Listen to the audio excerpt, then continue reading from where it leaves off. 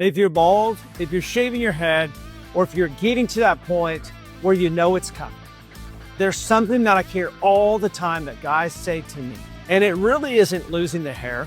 It's wondering, how do I look?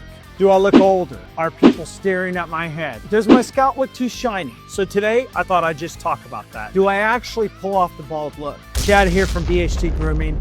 Welcome to this channel. So today, I'm going to be talking about confidence. I've been shaving my head for several years, and I think one of the biggest mistakes that we make is thinking that the bald look is just about removing hair. And let me tell you today, it's not. Think about this. When your hair is gone, your scalp is front and center. So if you've got irritation, if you've got dry skin, if you've got bumps, if you've missed spots, or if your head is shining like crazy under every light in the room, yeah, you're probably not going to feel confident. But here's the good news. You don't need some complicated 10-step routine. For me, it comes down to 3 things. Prep your skin. Use a good premium pre-shave oil on your head. Make sure you warm up your head, and then after you dry it off, put some of the pre-shave oil on. That way it softens the follicle right at the root, and it also helps lubricate your head for the shave. And if you need to exfoliate, do that before the shave. I usually try to do this like once or twice a week. In fact, if you stick around, BHT Grooming will be coming out very soon with its own exfoliation product. Second,